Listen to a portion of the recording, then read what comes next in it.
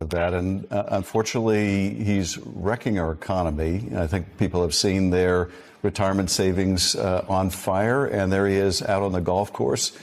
That may end up being the most enduring image of the Trump presidency. That is the president out on a golf cart while people's retirement is in flames. Adam Schiff just dropped a truth bomb on Donald Trump that's bigger than his entire ego. You won't believe the level of exposure we're talking about here. Schiff didn't just shine a spotlight on Trump's shady dealings. He flipped the switch, tore down the curtains, and called out the entire circus. Get ready for a wild ride filled with shocking revelations, jaw-dropping moments, and enough sarcasm to make even Trump's hair stand on end. This is the takedown you've been waiting for.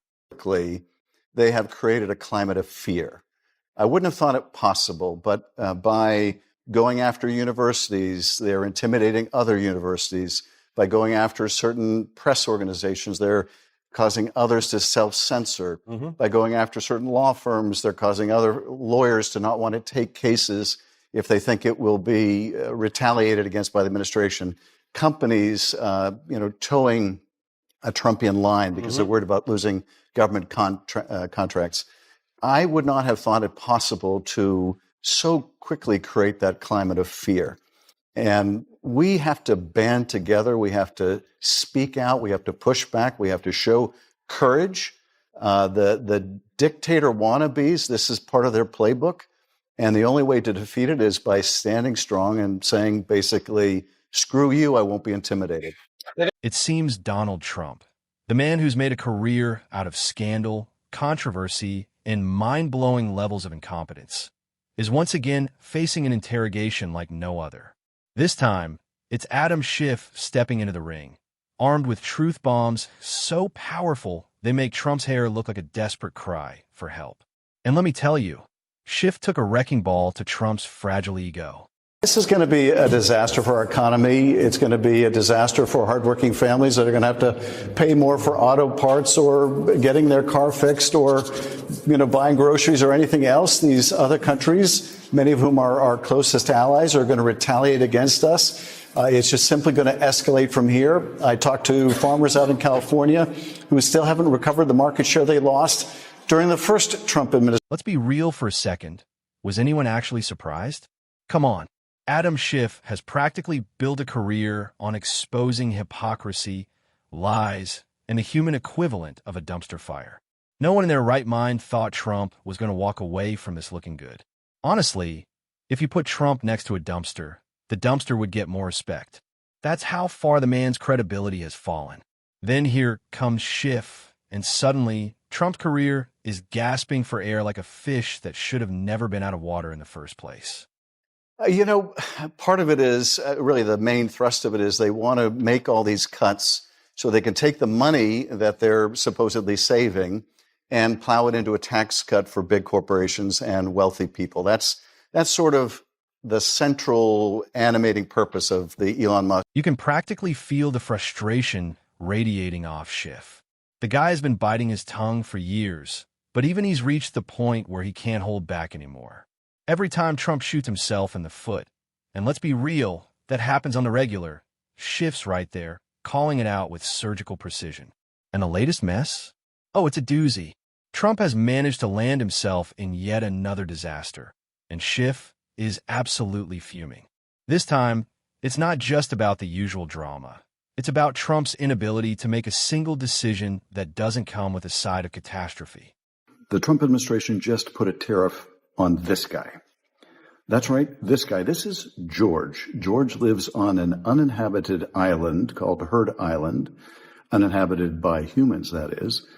And Trump just put a 10% tariff on this island, which begs, of course, the question, what did George ever do to Donald Trump and his buddies? This is how nonsensical these tariffs are. This is how absurd and capricious and uncoordinated these tariffs are. And while it might seem funny and absurd that they put a tariff on penguins, it shows just the reckless nature of what they're doing. They're crashing the economy, and it's from botched policies to flat-out ridiculous statements. Trump's latest moves have even his most loyal followers scratching their heads. But Schiff? He's livid. He's watching the country crumble under Trump's so-called leadership, and he's not about to let him off the hook. It's almost like every time Trump tries to escape a scandal, he dives headfirst into another one. And Schiff, like a dog with a bone, just won't let go. What's really grinding Schiff's gears is how Trump keeps doubling down on his worst decisions. It's like watching someone poke a hornet's nest, then act shocked when they get stung. And yet, Trump being Trump, he just keeps at it. He never learns. Schiff is beyond tired of it. If he were a volcano, we'd be seeing some serious eruptions right about now. The man is done with Trump's refusal to take responsibility. And honestly, who could blame him? If you could simply declassify by thinking about it, then frankly, if that's his view, he's even more dangerous than we may have thought. Because with that view, he could simply spout off on anything he read in the presidential daily brief or anything he was briefed on by the CIA director to a visiting Russian delegation or any other delegation and simply say, well, I thought about it, and therefore, when the words came out of my mouth. If you're enjoying this, don't forget to subscribe. Schiff's frustration is palpable. And let's be honest, who wouldn't be frustrated watching this circus unfold? Trump's antics aren't just embarrassing, they're dangerous. And Schiff, he's calling out every last bit of it. As former House Intelligence Committee chairman, Schiff didn't just tiptoe around the issue. No, he charged in full force, taking aim at everything that makes Trump, well, Trump. It was like watching a cat walk across a keyboard. But instead of gibberish, Schiff left a trail of truth bombs. For years, Trump has deflected criticism with his usual tactics: denial, insult, or tossing out one of his signature fake news declarations. But Schiff, he wasn't buying it. He delivered evidence, facts, and a level of calm confidence Trump's inner circle could only dream of. Law, Donald Trump was indicted for these crimes. But a system of justice bound by the rule of law requires not only that charging decisions be made against people similarly situated, without preference or disfavor according to their position, but that the conduct of those prosecutions likewise be timely and appropriate. In this, our justice system failed miserably. Trump was able to seek endless delays in court, and the courts, understanding that motivation, mindful of the fact that justice delayed can mean justice is denied, willfully delayed the prosecution of Donald Trump until he could avoid a reckoning with justice altogether. Trump's usual tactics, his reliance on alternative facts, weren't going to fly this time. The man who once claimed COVID-19 was just like the flu now found himself face-to-face with someone who breaks down the truth like a forensic scientist at a crime scene. And it was delicious. Schiff wasn't there to play nice. He wasn't giving Trump space to breathe. He wasn't entertaining rants about witch hunts or the deep state. You know, the one that controls everything except the weather.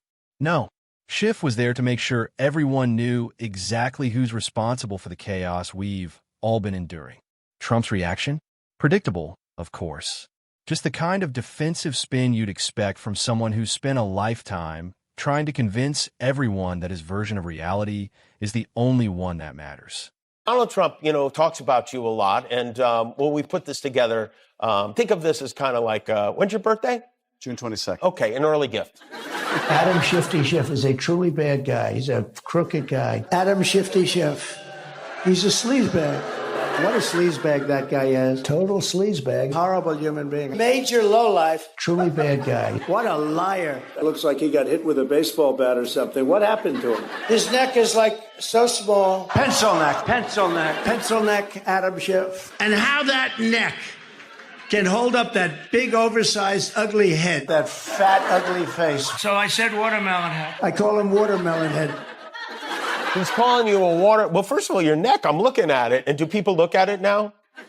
Let me tell you, a watermelon head on a pencil neck is a pretty tough balancing act. Trump has lived in a world where people just nod along as he spews nonsense.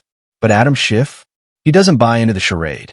He sees through the smoke and mirrors with surgical precision. And he made Trump look like the incompetent, morally bankrupt mess that he is. What made Schiff's takedown so satisfying wasn't just that he exposed Trump's endless lies or his complete disregard for ethics and reality.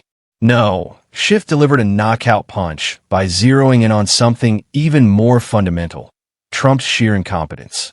And I mean that in the most glorious way. You know, the kind of incompetence where someone fails at everything but still manages to convince people they're winning? That's Trump's true talent. Honestly, I can't even imagine how many people have to clean up the mess every time he has a great idea